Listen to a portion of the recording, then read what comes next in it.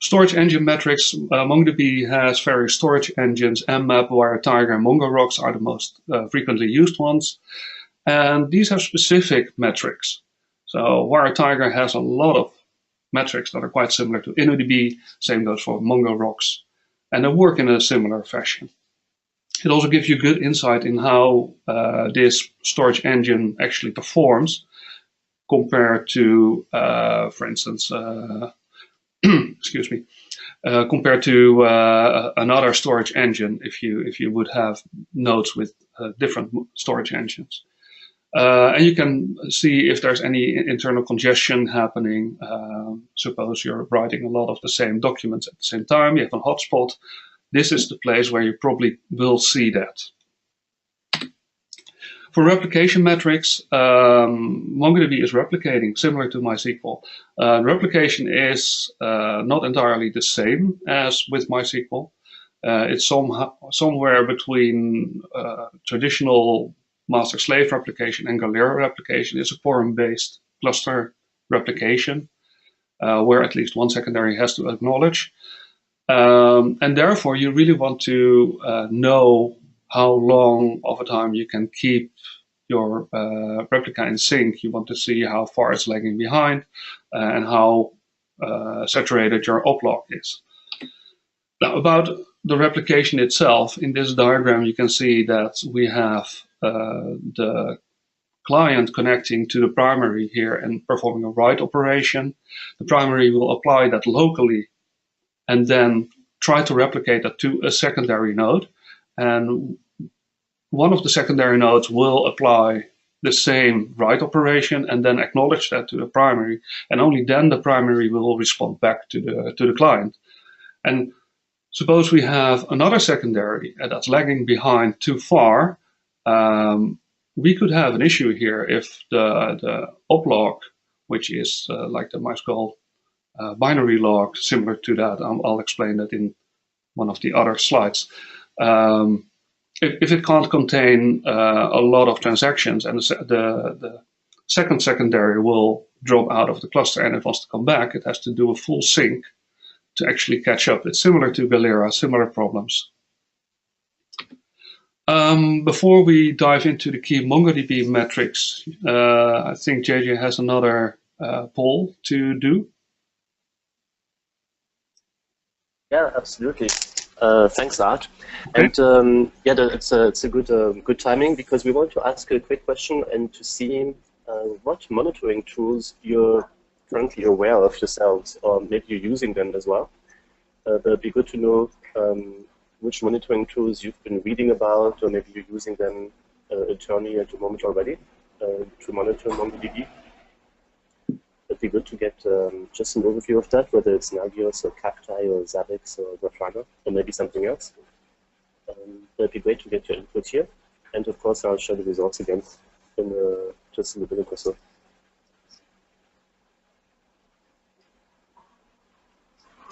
So thanks for your participation, and just to remind you that you can ask us questions at any moment within, during the webinar, and we will answer those questions, of course, towards the end of the session. We have a few minutes for that. But for now, thanks very much for your participation here. I'm just going to close this and share the results.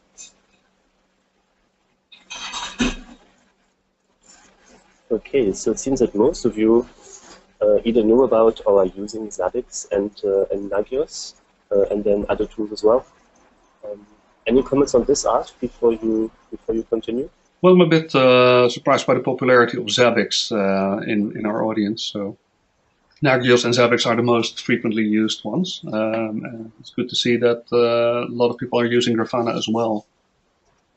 Would be interested in what the other would be. Yes, yes.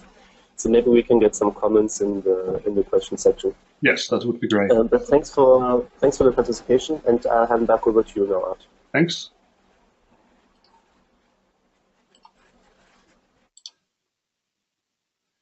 So, key MongoDB metrics to know about. Well, I briefly mentioned the Oplog already about the replication issues. As I described, it's similar to the MySQL binary logs. However, the Oplog is a bit different. So for MySQL binary logs, once a binary log is full, MySQL will create another one and then start from there. And whenever you restart MySQL, it will create another binary log and close the old one. The Oplog is actually a special collection within MongoDB. So it's actually a piece of database inside MongoDB. And it's limited in size. You can control how much data goes in there. So you could set it, for instance, to 4 gigabytes in size. And that would give you an Oplog in size of 4 gigabytes. So 4 gigabytes of transactions can be inside that Oplog. But once it's full, it will not just create another one. It will just start removing older transactions from this Oplog. And it also means that you will lose older transactions as it's first in, first out. So it will evict the older transactions at first. That also gives you a limited amount of time between the first and the last transaction in the Oplog. And then that's basically your replication window. And if the time between the first and the last transaction is, for instance, 20 minutes, that means that any node in your cluster can only have a downtime of at most 20 minutes before it's actually starting to, similar to Galera, it's going to come back into the cluster, realizes it cannot use the Oplog to catch up on the primary in the cluster. And then it's going to do a full sync. And once it's going to do a full sync, it's going to compare every document inside MongoDB and then replicate that as well. So that's a very time-consuming and very stressing action also for the primary in your cluster. The primary is similar to the master. So you want to prevent that at all time. That's also why you need to keep an eye on that. And getting information about the Oplog is really simple. In MongoDB, you have a function called getReplicationInfo that's available only on the command line tool. But if you use this without brackets, you would actually get the code that's behind this function. And this function is doing nothing else than opening the Oplog, the Oplog collection, and then looking at the first record and the last record, and then comparing the two of them. And you can see T first, T last here. And then in this example, we have a time difference of 28,000 seconds. So that means that we have 78 hours to spare. So in this case, we're fine. So we have a lot of time for downtime. But if this really gets near a couple of minutes, you really want to keep an eye on that and maybe increase the Oplog if necessary. Recreating the Oplog is a time-consuming event. So once you have to do that one by one on every node in the cluster, similar to anything like rolling schema upgrade, for instance. It's time-consuming. It takes you a couple of hours to do that, and it's a waste of time. So better keep an eye on that. Replication lag, I mentioned earlier. The reason why you want to prevent that, you could create a full sync. And for the replication lag, you really want to look whether there's an issue, CPU, I/O, or log related. So why is my replica lagging behind? You can easily calculate that, the replication, by the replication set get status. This gives you an overview of all the members in the replica set, and then you can calculate using the uptime, and the uptime is basically the timestamp in the Oplog that it is currently processing. So in this case, we have a cluster that's fully in sync, so they have the same timestamp, but you can easily subtract them, and then you would get like the number of seconds a node is lagging behind. Connections, similar to MySQL, MongoDB needs connections, and it's handling connections in the same way.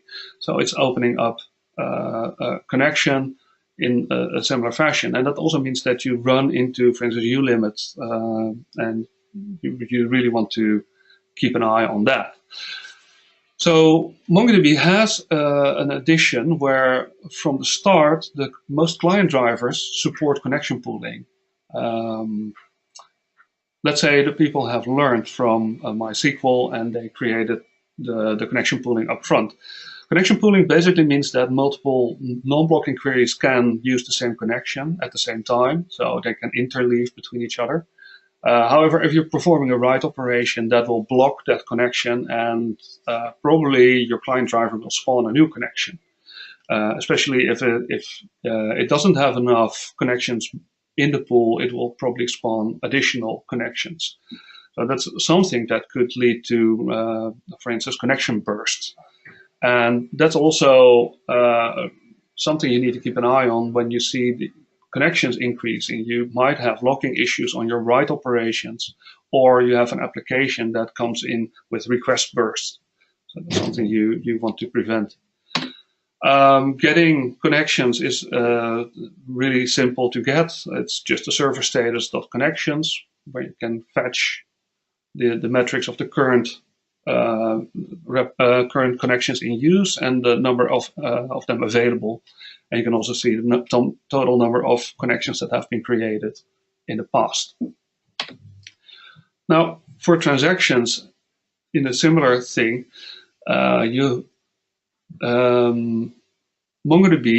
doesn't offer the transactions that we're used to in MySQL. So in MySQL, you have atomicity within a transaction, and then it depends on the transaction isolation level how the database will handle that.